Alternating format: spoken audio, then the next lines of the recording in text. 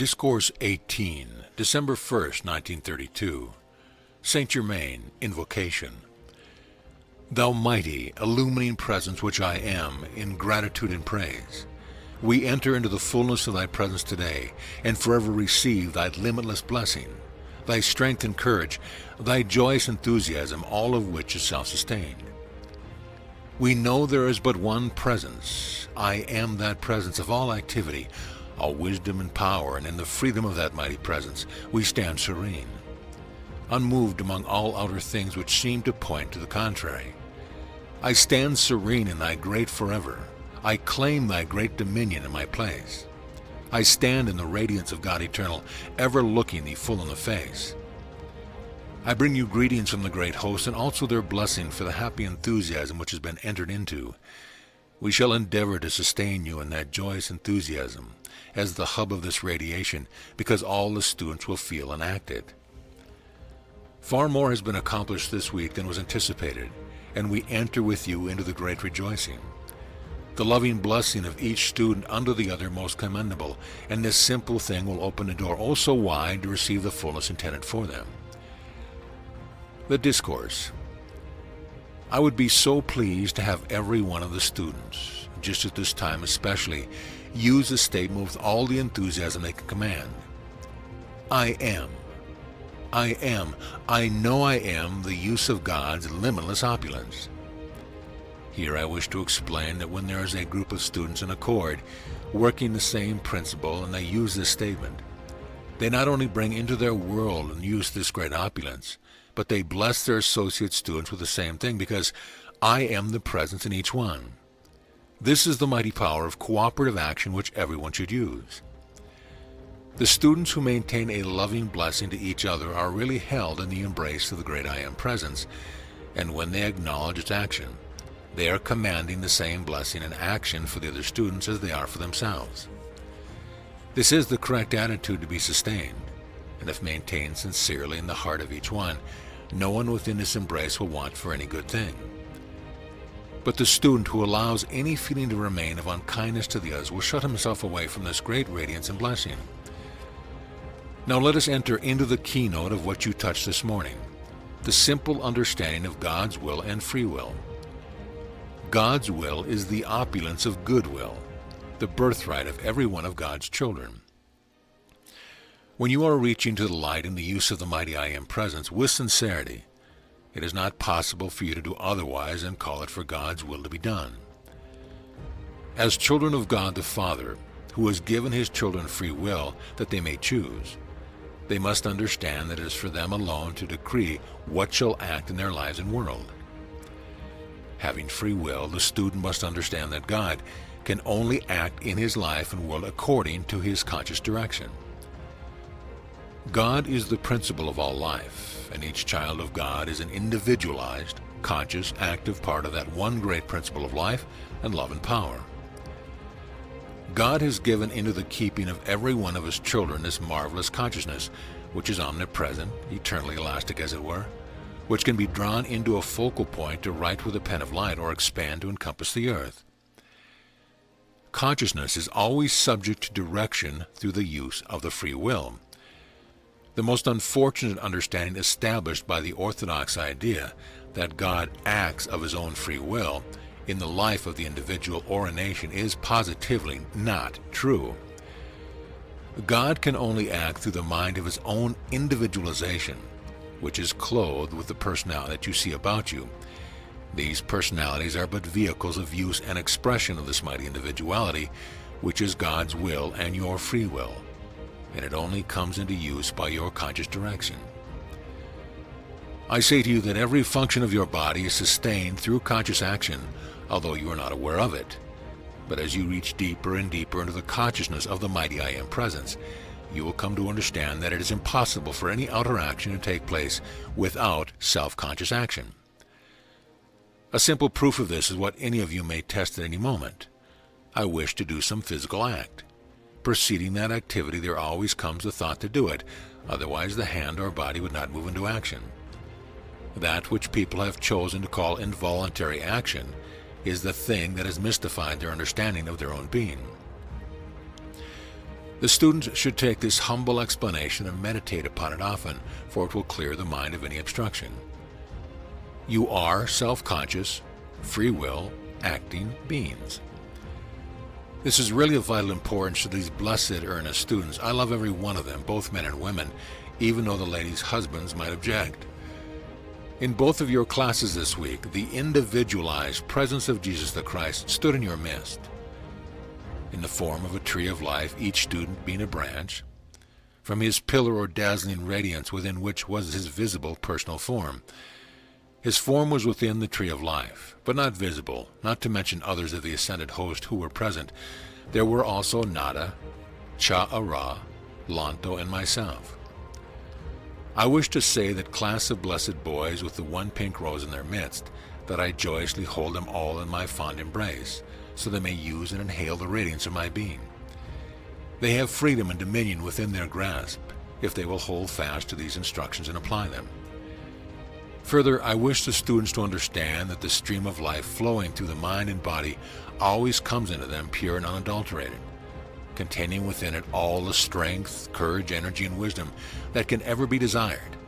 But by the lack of control of their thoughts and feelings, they are unknowingly requalifying this pure essence with the outer ideas upon which the attention has been fixed.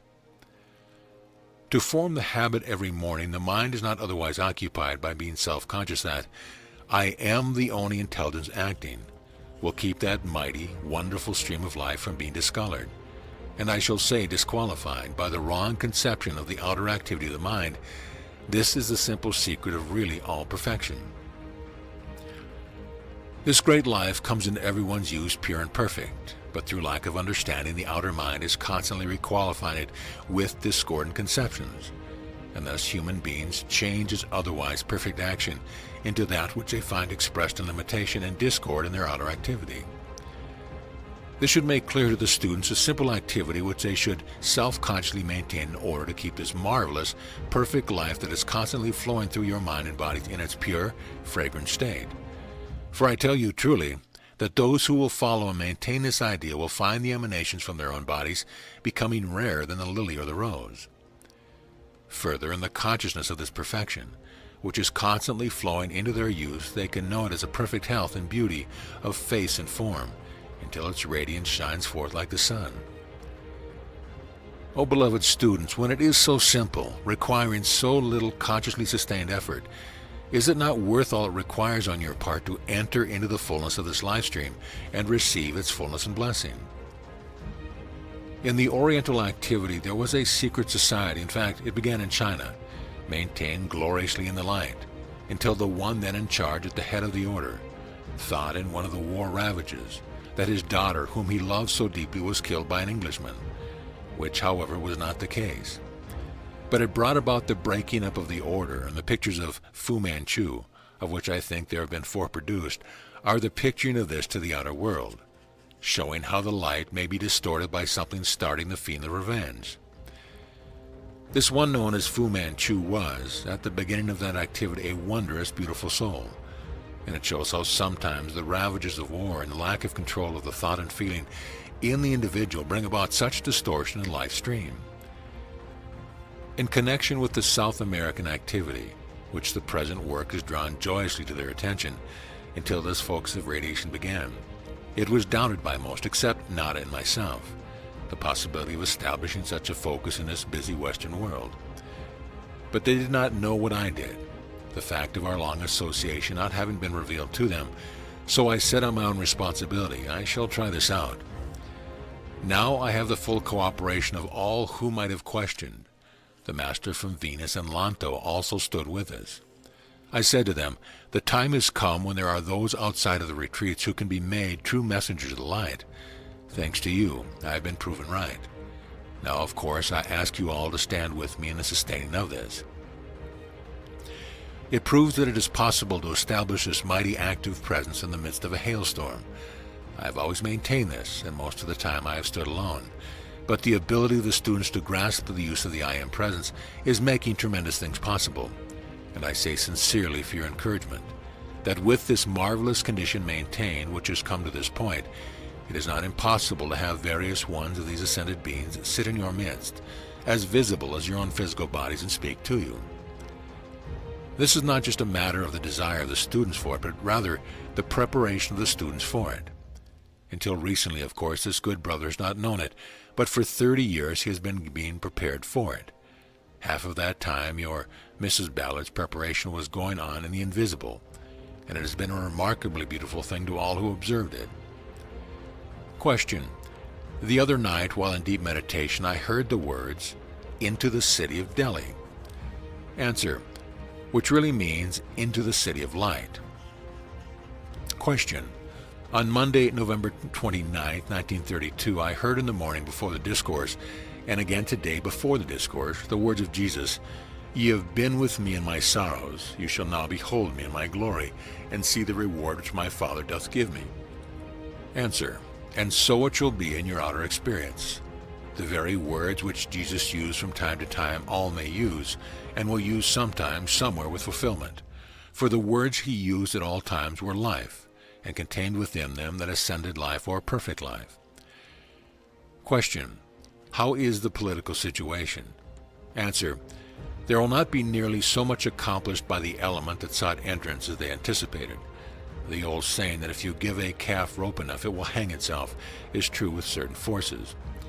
Sometimes when they think they have won an easy victory, they have sounded their own death knell.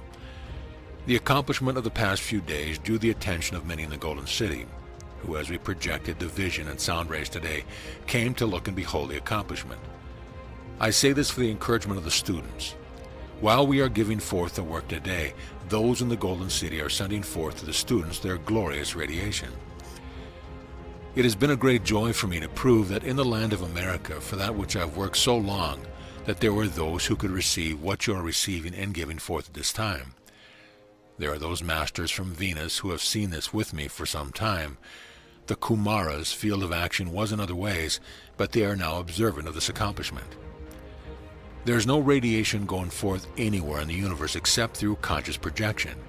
The radiation projected from the stars, so-called, to our Earth does not and cannot come into contact with the Earth without the conscious direction of the cosmic being, who is the conscious directing presence of that star or planet.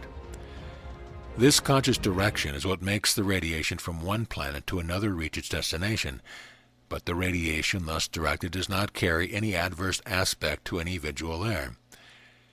The universal, cosmic laws of the Earth, which impel growth through the law of experience, hold within themselves that which you know as resistance. If there were not that which the individual knows as resistance, he would not make any conscious effort, and this would make it impossible for advancement and understanding, or the return to the Father's house from which the children of earth have strayed. Resistance has nothing whatever to do with discord. Resistance is a natural law. Discord is a human creation. There is no discord in the universe except that which the personality creates.